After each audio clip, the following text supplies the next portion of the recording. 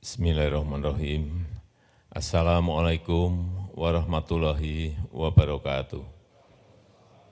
Selamat pagi, salam sejahtera bagi kita semuanya. Om Swastiastu, Namo Buddhaya, salam kebajikan. Pertama-tama saya ingin menyampaikan selamat tahun baru 2022. Bapak, Ibu, dan saudara-saudara sekalian yang saya hormati, tahun 2021 merupakan tahun yang kalau kita ingat betul-betul tahun yang sangat sulit, tahun yang tidak mudah, tahun yang tidak gampang. Karena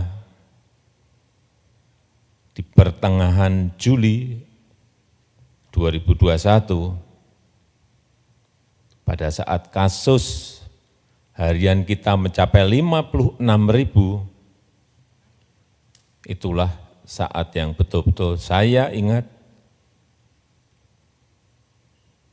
kengerian, yang ada adalah kengerian.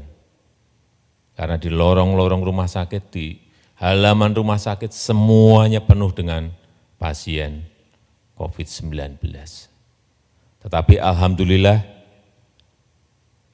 pada hari kemarin, 2 Januari 2022, dari 56.000 di pertengahan Juli, kemarin berada di angka 174 kasus per hari. Dari 56.000 turun menjadi 174 per hari. Inilah yang harus kita syukuri dan kita jaga agar tidak terjadi kasus seperti tahun 2021 di pertengahan Juli tadi. Kita juga patut bersyukur bahwa negara kita, kalau dihitung dari jumlah total populasi, berada di angka 1,6%.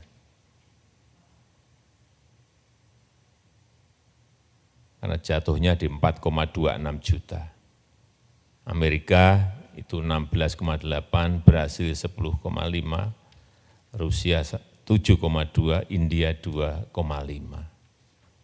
Peringkat kita di 147 dari 220 negara. Ini patut kita syukuri. Dan pada hari ini juga patut kita syukuri, saya sudah khawatir nanti akhir tahun target kita 280 juta dosis vaksin bisa disuntikkan ke seluruh masyarakat. Tercapai atau tidak? Ternyata tadi pagi saya cek sudah berada di angka 281.299.690 dosis. Hati-hati, 280 juta dosis yang disuntikkan itu juga bukan barang yang mudah.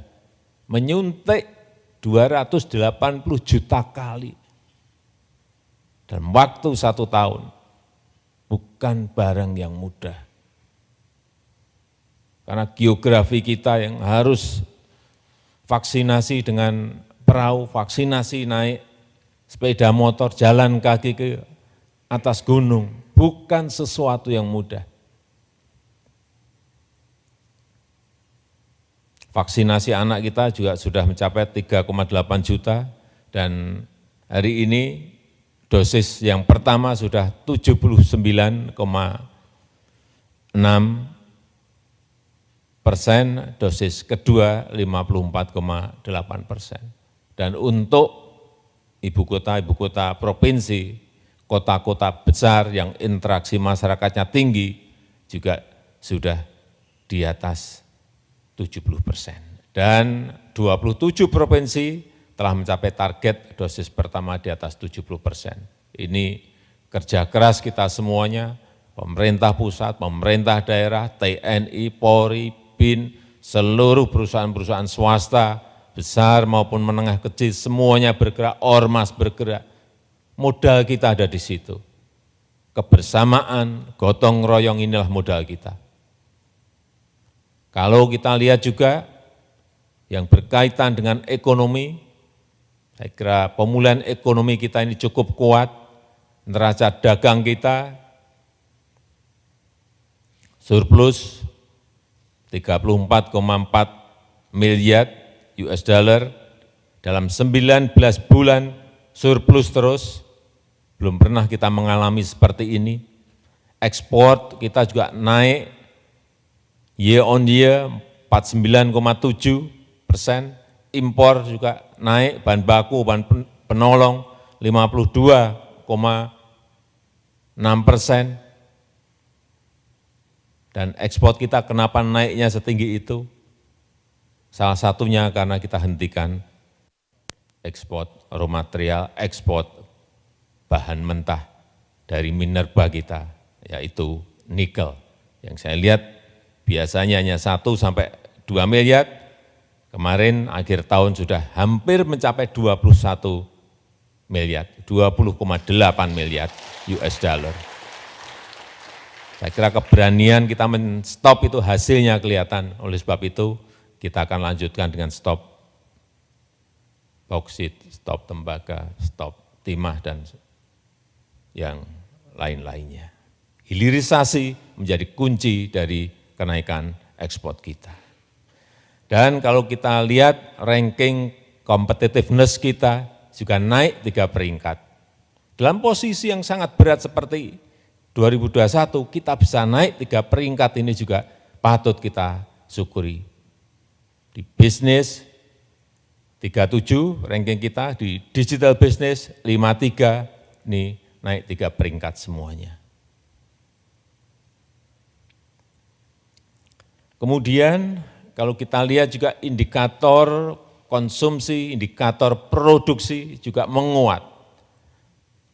Keyakinan konsumen, kalau bandingkan dengan Maret yang 113,8, November kemarin sudah 118,5. Kemudian spending index juga sudah naik ke 120,5. Kemudian purchasing manager index manufaktur, PMI kita juga sudah naik, sudah di atas sebelum kita pandemi 51, sekarang sudah masuk ke angka 53,9. Optimisme melihat angka-angka seperti ini harus kita tunjukkan. Kemudian konsumsi listrik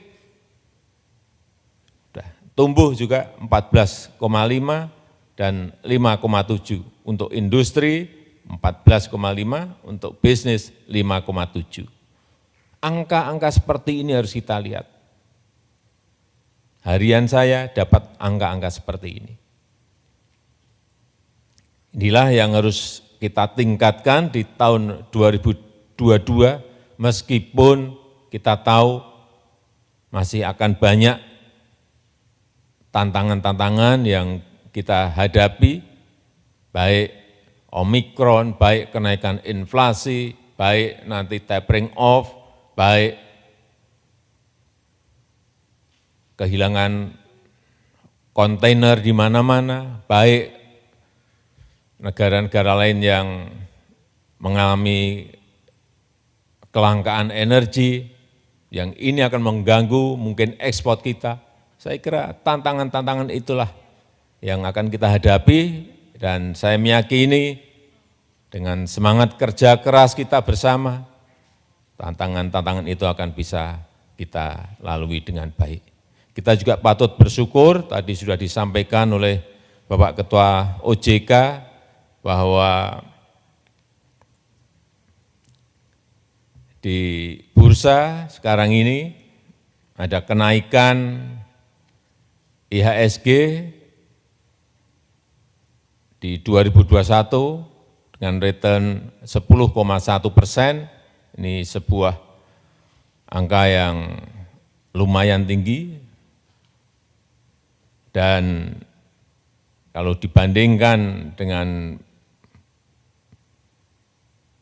Filipina, dengan Malaysia, dengan Singapura, kita juga masih yang paling atas. Singapura di 9,8, Malaysia minus 3,7, Filipina minus 0,2%, kita di 10,1%. Ini juga patut kita syukuri. Dan jumlah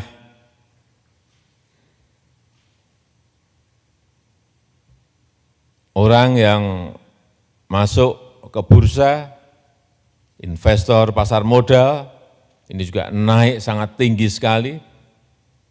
Di 2017, tadi disampaikan oleh Pak Ketua OJK, 1,1 juta, hari ini mencapai 7,4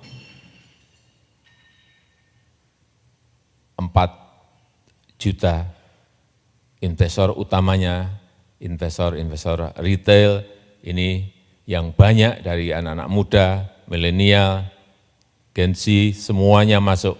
Dan kita harapkan ini akan terus membesar dan akan memberikan dorongan kepada pertumbuhan ekonomi negara kita. Saya rasa itu yang bisa saya sampaikan pada kesempatan yang baik ini. Kita terus bersemangat untuk bekerja keras menghadapi tantangan-tantangan di tahun 2022 ini, dan kita harapkan kita bisa melaluinya dengan baik. Saya tutup, terima kasih. Wassalamualaikum warahmatullahi wabarakatuh.